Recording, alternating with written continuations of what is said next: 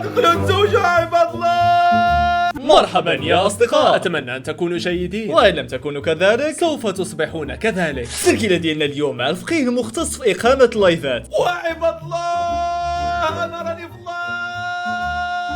عزاز عليه التكبيسات وكيلاقي الشياطين والشيطات. ويلي الفقيه اللي ما طلبناش بركته دخل تيك توك بجلابته. الشعار ديالنا اليوم 40 سنة ديال التيه ولا الزواج في اللايف ديال الفقيه.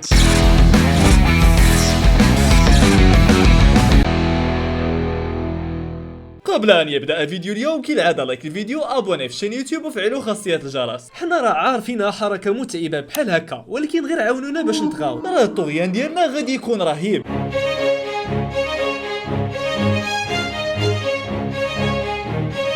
اول حاجه ما نسمحش لكم تقولوا لينا غبرتوا علينا، حيت الكاميرا خسرات وحنا بسببكم غادي نضطروا اننا نشريو كاميرا واحده اخرى نبقاو دابا نخسروا عليهم في الفلوس. نخسروا فلوسنا يلا. راه كتقاموا غاليين احبابي، راكم ماشي رخاص علينا. ما علينا. من بعد الجزء الاول اللي درنا على اللايفات ديال الفقيه لاحظنا انه عجب اكثر من مليون شخص. اكتشفنا انه الموضوع ديال الفيديو مهم وكيستحق يكون عنده جزء ثاني. اللي بغى يعرف القصه من الاول يتفرج في الجزء الاول باش يجينا هنا فاهم. راجعوا الدروس ديالكم احبابي، راه الدوره الاولى قربات تسالي. باغي تزوج العفيريت؟ لا ماشي دابا انت. انا مزيان انا. ودخل اصاحبي تزوج هو صافي وصافي. لا ما بغيناش بلا ما تحرجنا. وادخلوا تزوجوا عباد الله. الناس كيديروا اقامه الصلاه وهو كيدير اقامه اللايفات. راه هذا الفقيه الخطوره ديالو كاملها في انه مسمي راسو فقيه. الفقيه بين يديك. الاغلبيه ديال الناس اللي كيطلعوا باش يتزوجوا معاه في اللايفات كيحسبهم واش طريقه اسلاميه. زعما زوجنا الفقيه هو حتى واحد ما كيتزوج، برنامج شرفيه وتيك توك كيتخشع وكيدير مناجاه الداعمين. ولا ما تبقاوش تضحكوا على الناس الاصدقاء، لعله اقرب منك ومني الى الاسود. السلام. وعليكم السلام. هادشي وعليكم السلام. هو راه غيدير السباب البرنامج، اما هو راه باغي يزوج راسو. البنت ما فهمات جاها اللايك ما قدرتش تركب الجواب مع الصوره. وجبتني به احبابي الديكتاتوريين لان هاد اللايفات كيداروا مورا 12 الليل، يعني كاع الناس اللي كيطلعوا معاه راه محترمين. داكشي علاش الا بغيتي تزوجي عزيزتي البيضاء بقي سهره، سيروا قلبوا على اللي يستركم وفيقوا بناتكم يطلعوا مع الفقيه. واخا معنا ايات 18 عام ساكنه في ايطاليا مع عمرها ما تزوجت. اللي مهتم بها يلا بسم الله. اش من بسم الله هادي؟ راه خاصك تقرا معوذتين باش ينجيك الله منها. فقيه بغيت نسولك، انت مزوج؟ سؤال، علاش كتفكر بزاف؟ وراه بصح علاش كتفكر بزاف؟ جاوب صاحبي السيده. صبروا شويه ما نزلوهاش دابا حتى يطلع لينا اللايف. لا الراجل اللي كتقلبي عليه واش انت قلبي عليه؟ لا سمحي لي حتى لهنا ما خدام ليش داكشي. لا الله يكثر خيرك. لا فعلا لا من حقك. واش من لا ويه نيت انت تتسالها وليها الحركات الاغراقيه عاد انتبهتي. شعلي الضوء الحمام بقى شعلي. هو كاين الضوء. شعلي الحمام قدو شعلي. هو راه الا جينا للصراحه راه هاد اللايفات ديال الفقيره ماشي ديال الزواج، هاد اللايفات اللي كيدير ديال تماما، يعني هو كيلعب الدور ديال اييه. وفي الكثير من المرات الناس اللي كيطلعوا معاه كيكونوا فاهمين هاد المساله. ولكن انا ما باغيش نتزوج، وشنو بغيتي؟ بغيت نتصاحب. الانسان بحال قلتو ما بقاش عنده لا شي حشم في هاد الزمان. ياك الفقيه وكيدير اللايف شنو يمنعني نقول بغيت نتصاحب؟ باسكو انا ديجا مزوجه ومطلقه. ما عرفتش علاش كاينين بزاف ديال المطلقات عندهم هاد الفكره، زعما ديجا تزوجت صافي ما بقى عندي ما نخسر. وبزاف ديال المرات فاش كنقولوا المطلقه بزاف ديال المطلقات كيبقى فيهم الحال. داكشي علاش عزيزتي المطلقه فاش نكونوا كنهضروا على مطلقات راه ما كنهضروش عليك انت، حيت حنا ما كنعرفوكش. حنا كنهضروا على العينات اللي عندنا في المقاطع فقط. انت مالك دابا؟ انت مالك؟ تزوجك جلاخه تفكيتي منه، انا مالي انا.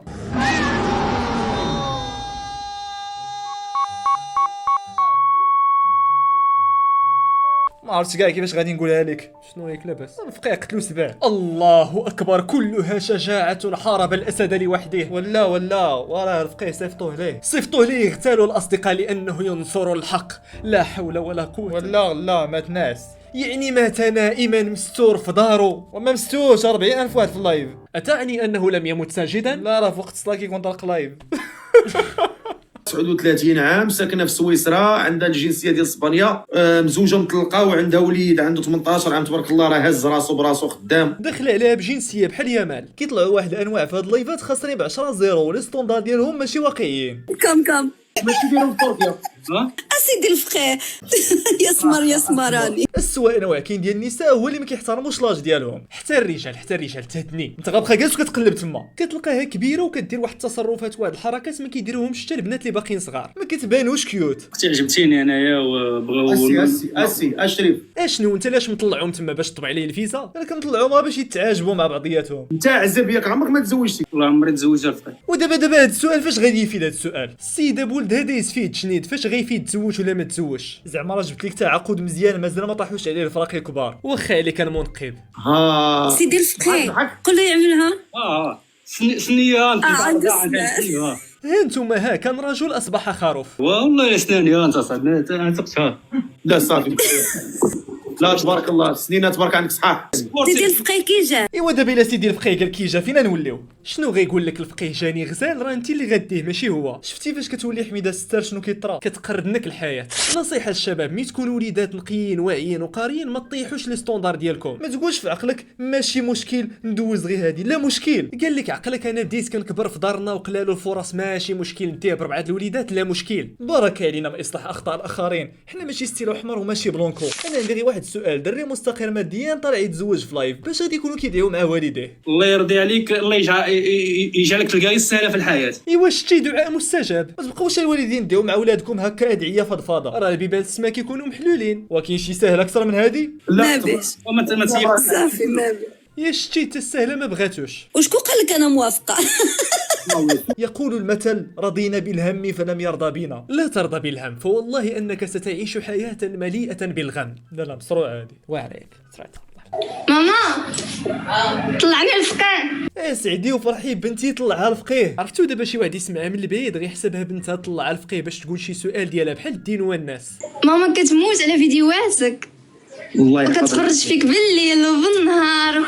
إنها أم صالحة، هكذا هم أمهات المسلمين يربون أبنائهم على حب الفقهاء والعلماء. لا هذا الفقيه ديال تيك توك. تخيل تمشي شي دار تبغي تخطب شي بنت وتقول لك ماما ديما كتفرج في الفقيه. عرفتي واحد الفرحه غتحس بها غادي تقول جمع كاع الصفات اللي وصلنا عليها الرسول عليه الصلاه والسلام. الله يماك تيحسابك تفرتي بدات الدين. عرفتي الفقيه البارحه شاعر علينا في الجامع ولا لا في تيك توك قال لنا عرفتي قال لنا كابيسو. غتزوجي ان شاء الله ياك؟ شحال في عمرك انت؟ انا 20. عمتي عاسمحي ليا في هادي الدريه راه كتبان صغيره عمتي. هو راه خصنا نفهموا علاش هبطا، حيت ما عندهاش سن الزواج، لا عندها 20 عام. كيحشم السي الفقيه. كيحشم وانت ما كتمرقيش جايه طالع حدا باك. دابا بشويه د العقل كون كان لايف بصح ديال الزواج حدا من غطلع راه حدا باها امها، ولكن اللايف راه ماشي ديال الزواج. الا طلعتي اللايف ديالو حدا والديك ببساطه غادي ينزلك حيت ما غاديش يقدر يسولك السؤال ديالو الشهير. واخا وانت عزبه، واخا نسولك سؤال، انت عزبه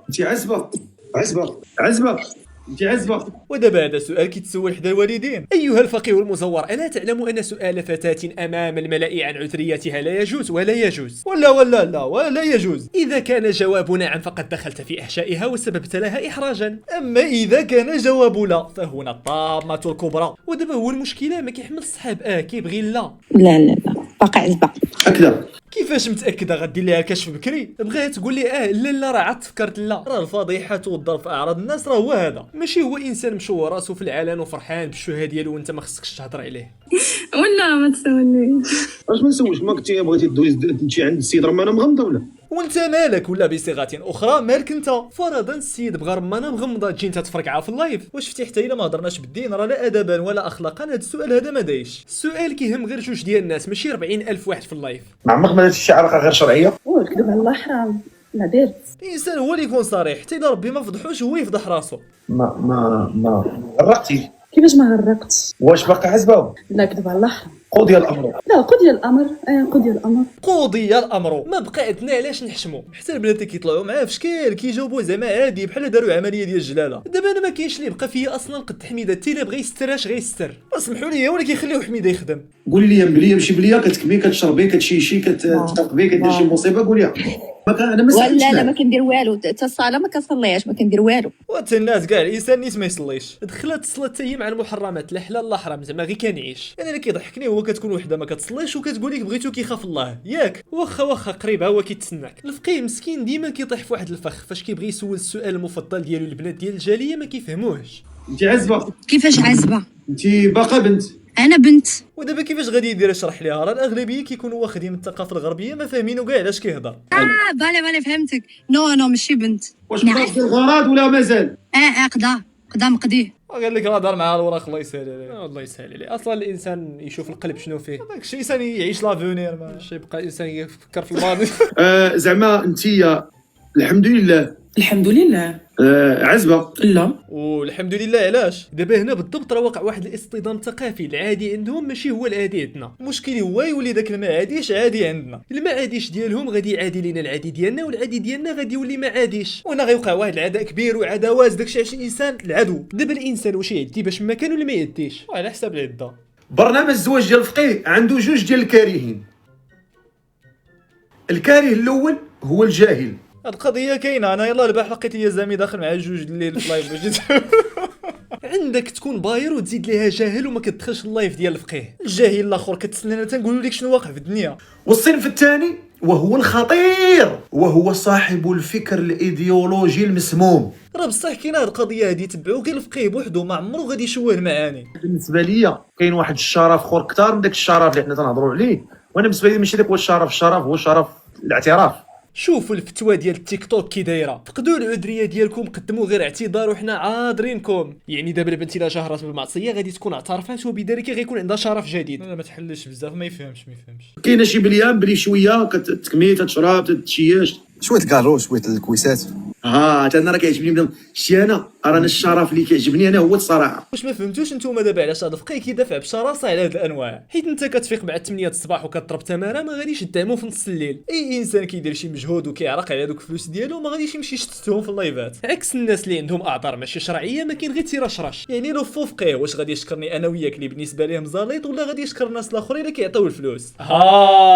شنو البلي اللي تديري؟ والله يا خويا انا كندير الشيشه لا شراب لا حتى شي حاجه، كلشي جربته مي حتى شي حاجه ما قدرت عليها. هي راه كانت تكون بليه بهم كاملين غير ما قدراتش. ونيت الانسان هو اللي العفو عند المقدره. ما عندكم علاقه بداك الفكر اللي كتقولوا عليا انا كندير الفساد؟ لا حاشا. واش تكون انت كدير الفساد؟ واش انت بجلابتك وبالحيتك وتكون كتوري الناس شي حاجه ما مزياناش في اللايفات؟ ما يمكنش. وهذا شنو هي فيستا؟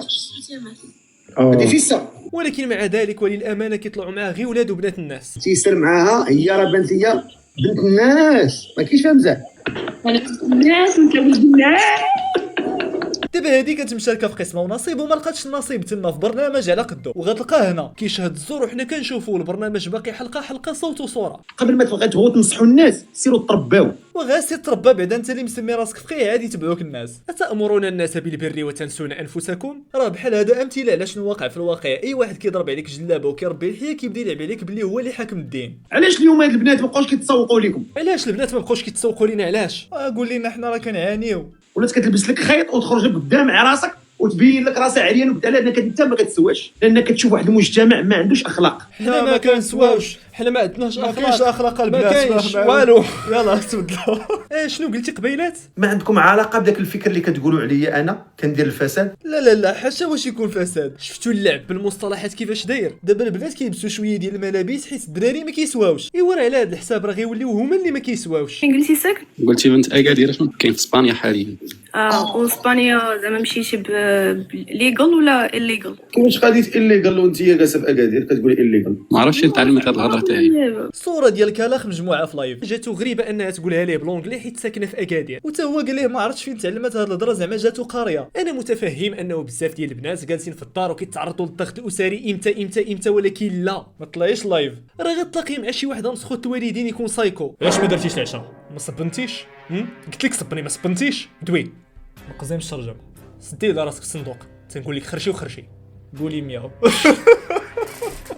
غتخليوني نحارف، راه نحارفوني، راه غادي نحارف. لا عافاك زعما اكثر من هذا الشيء. الله المراه ما ولدت لك في الشهر الاول عرف فيها ان ما نبغيش شي بنت هنا ولا مراه هنا تبغي تزوج عندي هنايا وما تولدش. واش شتي في الاول بدا بالفكره ديال غادي يزوج الناس زعما وهو بغى يدخل معاهم البيت. يا تزوجي شهرك الاول تجيني خبار، يا تقولي لي الامور مشات مزيان. كيفاش تجيني اخبارك؟ واش زعما خص راجلها يجي يعاود ليك ولا كيفاش؟ وانت ما غتجيناش اخبارك؟ ايوا راه تعطلات اخبارك، راه الاولاد مسؤوليه، خصنا نوفروا لهم البيئه في غيكبروا، البلاصه في غيقراو، يدوا راه قرارات اسريه وتا واحد ما محقو يقول شي واحد امتى يولد ولا امتى يتزوج. وبقاو تابعين الناس ولدوهم وحلو فيهم، والله يمك تلقى راسك كتسعى في تيك توك حسابكم كلشي كيتصافتوا ليه الاسود. المهم انا عندي واحد الشرط، خص ضروري تصرف على المغرب. اشنو خصو يصرف على من؟ على امك وباه؟ ضروري هذوك هما كلشي. شي بنات كيبقاو يعطيو شي شروط عاد كتعرف الحاله اللي وصلوا ليها باش طلعوا اللايف. ولكن صبر راه هو دا ليهم بنتهم. ايوا راه حتى هي دات ليهم ولدهم. شحال هادي كانوا العائلات كيزوجوا ولدهم الكبير باش كيجيبوا المراه تخدم معاهم في الدار. هي الزمان عندها تبدل، بغات تجيب ليهم اللي يصرف عليهم. حيتاش الا جينا نهضروا راه اي زعما اي راجل كيصرف على عائله المراه عادي، يصرف على مرته. راه القاعده كتقول بما انك طلعتي لايف يعني شتي صافي قبلي باللي كان ما عندك ما ديري الله غالب ما انت كوبا ديال ري ما انت تشامبيونز ليغ. بلي مشي بليا قولها كتشرب مبلي اخويا كنشرب ومبلي بالشيخات والله العظيم. كيحلف زعما ما غاديش نتيقوا الا ما حلفش. وشتي مرتي تلبس صدفه تخرج ما كاينش اللي يهضر معاها، اللي يهضر معاها نقطع لمو يدو. زعما الرجوله كيدافع على الحرمه ديالو، ومني فيك هاد الرجله كامله علاش تخليها تلبس صدفه؟ ما تكونش رقيقه وما تكونش غليظه، بين 70 كيلو و 85 كيلو، ما تكونش كحله، ما تكونش فينيسيوس، ما تكونش هادي الكرش، ما تكونش كاع من الاحسن. عطاه مواصفات الا كتبهم في الشات جي بي تي غيسبو. مربوعه القد يعني ما غليظاش وما رقيقاش. شوف على وصف مربوعة القد، طالع في الوقيته اللي كينعس فيها سحت الليل وباغيها مربوعة القد. واش فهمنا دابا الاصدقاء علاش هاد العينات هادو شاطوا في المجتمع؟ الاوصاف ديالهم منافيه للواقع. قلتي عايش في السويد ياك؟ عايش ماشي كنت. بحال النوع هذا اللي تزوجتي به بحال تزوجتي براسك كيبقى هضره بهضره. عافاك حداش قاريه؟ 9. انا الصراحه بغيت شي وحده تكون في النيفو ديالي حيت انا عندي ماستر. عندك ماستر وباغيها مربوعة القد. عندي ماستر، عندك ماستر ولكن الاخلاق زيرو هي والو. في المجتمع ما كنعيشوش بالدبلومات ديالنا، كنعيشوا بالتعامل مع الناس. ما علينا شي كلمه اخيره الفقيه. برنامج الزواج مع الفقيه يسمع لهم وتصنت لهم وكرمهم واواهم وطعمهم وسقاهم. وعلى هذا الحساب نحيدو الحكومه ونطلعوك انت. ولا مسكين كيتخيل اللايف ديالو حلقه اساسيه في المنظومه ديال البلاد. حتى هنا الاصدقاء كتكون سالات السلسله ديال اليوم. بما انكم وصلتوا حتى لهنايا اكيد غادي تكونوا درتوا لايك وما نسيتوهاش. يكونوا دارها واش حنا حبابي كنتعبوا على قبلكم شحال الساعه؟ انتوما الثالثه والنصف راه ما كنعسوش، راه شبابنا سنبقاو نبكيو ديما، راه هادشي كيأثر سنجهشوا بالبكاء. السؤال ديالنا لكم اليوم، واش كيبان لكم زعما تقدر تصدق شي تزويجه من خلال لايف في تيك توك؟ ولا سولكم شي واحد نفس السؤال اللي كيسول الفقيه قدام الناس، شنو غادي يكون الجواب ديالك؟ غادي نكونوا متشوقين باش نقراو لي كومونتير ديالكم. حتى لهنا غادي نقولوا لكم تهلاو. ودابا هذا اللي داخل في نص الليل شنو يكون كيدير في الصباح؟ باينه ما خدامش داكشي اش ما مزوج.